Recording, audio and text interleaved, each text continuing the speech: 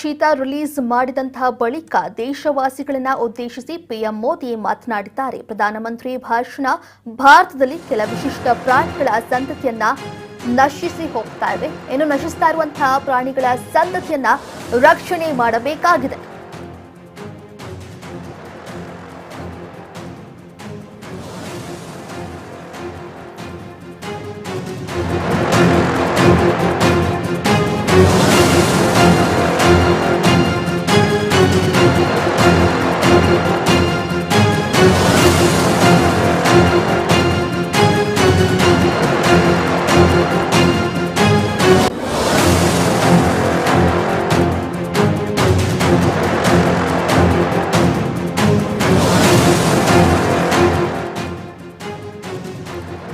ಇಂದು ಭಾರತಕ್ಕೆ ಮತ್ತೊಂದು ಹೆಮ್ಮೆಯ ದಿನ ಅಂತ ಇದೀಗ ನರೇಂದ್ರ ಮೋದಿ ಅವರು ಭಾಷಣವನ್ನ ಮಾಡಿದ್ದಾರೆ.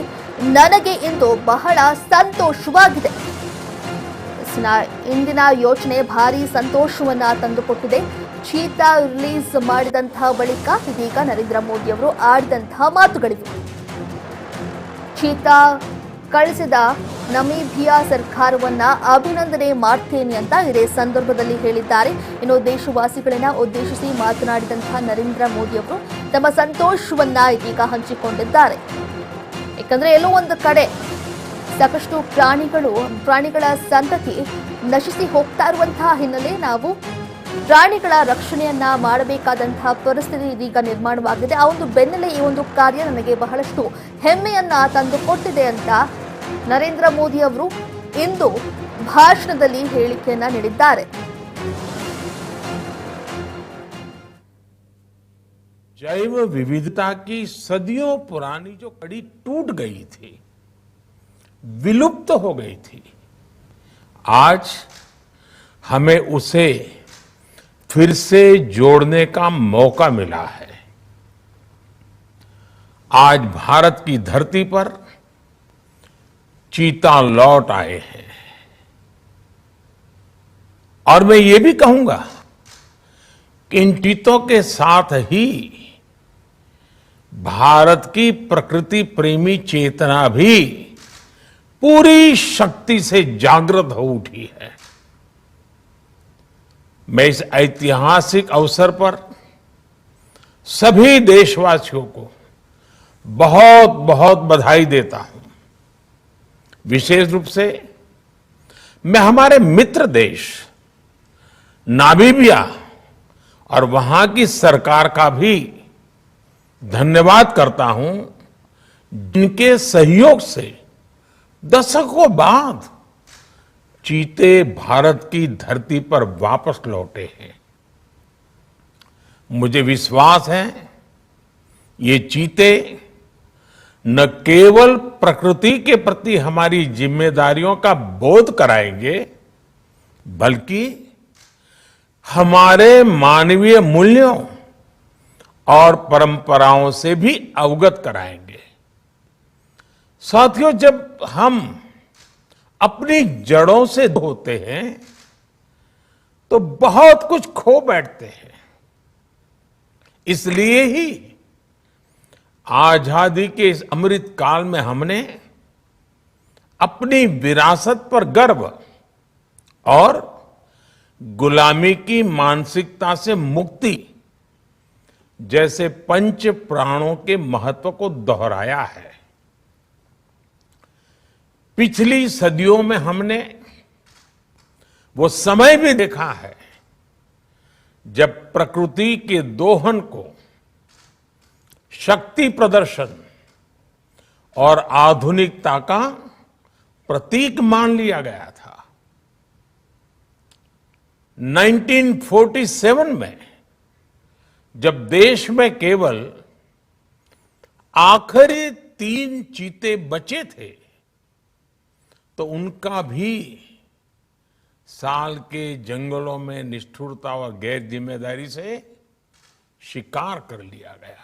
कम आते हैं जब समय का चक्र हमें अतीत को सुधार कर नए भविष्य के निर्माण का मौका देता है. ये दुर्भाग्य रहा कि हमने 1952 में चीतों को देश से विलुप्त तो घोषित कर दिया, लेकिन उनके पुनर्वास के लिए दशकों तक कोई सार्थक प्रयास नहीं हुआ। आज आजादी के अमृत काल में अब देश नई ऊर्जा के साथ चीतों के पुनर्वास के लिए जुट गया है। अमृत में तो वो सामर्थ्य होता है जो मृत को भी पुनर्जीवित कर देता है। मुझे खुशी है कि आजादी के अमृत काल में कर्तव्य और विश्वास का ये अमृत हमारी विरासत को, हमारी धरोहरों को और अब चीतों को भी भारत की धरती पर पुनर्जीवित कर रहा है। इसके पीछे हमारी वर्षों की मेहनत है। एक ऐसा कार्य राजनीतिक दृष्टि से जिसे कोई महत्व नहीं देता, भी हमने भरपूर ऊर्जा लगाई। इसके पीछे एक विस्तृत चीता एक्शन प्लान तैयार किया गया। हमारे वैज्ञानिकों ने लंबी रिसर्च की, साउथ अफ्रीकन और नामीबिया के साथ मिलकर काम किया। हमारी टीम्स वहां गई, वहां के पूरे देश में चीतों के लिए सबसे उपयुक्त क्षेत्र के लिए वैज्ञानिक सर्वे किए गए और तब कूनो नेशनल पार्क इस शुरुआत के लिए चुना गया। और आज हमारी वो मेहनत परिणाम के रूप में हमारे सामने है। साथियों, ये बात सही है कि जब प्रकृति और पर्यावरण का संरक्षण होता है तो हमारा भविष्य भी सुरक्षित होता है, विकास और समृद्धि के रास्ते खुलते हैं। कूनो नेशनल पार्क में जब चीता फिर से दौड़ेंगे तो यहां का लैंड इकोसिस्टम फिर से रिस्टोर होगा, बायोडायवर्सिटी और बढ़ेगी। आने वाले दिनों में यहां इको टूरिज्म बढ़ेगा, यहां विकास की नई संभावनाएं देगी, रोजगार के अवसर बढ़ेंगे। लेकिन साथियों, मैं आज आपसे सभी देशवासियों से एक आग्रह भी करना चाहता हूं। कूनो नेशनल पार्क में छोड़े गए चीतों को देखने के लिए वासियों को कुछ महीने का धैर्य दिखाना होगा, इंतजार करना होगा, सहयोग करना होगा। आज ये चीते मेहमान बनकर आए हैं, एक जान है। कूनो नेशनल पार्क को ये चीते अपना घर बना पाए, इसके लिए हमें इन चीतों को भी कुछ महीने का समय देना होगा। अंतर्राष्ट्रीय गाइडलाइंस पर चलते हुए भारत इन चीतों को बसाने की पूरी कोशिश कर रहा है। हमें अपने प्रयासों को विफल नहीं होने देना है।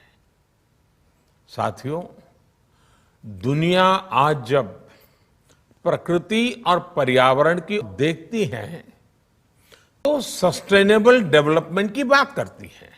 ये दुर्भाग्य रहा कि हमने 1952 में चीतों को देश से विलुप्त तो घोषित कर दिया, लेकिन उनके पुनर्वास के लिए दशकों तक कोई सार्थक प्रयास नहीं हुआ।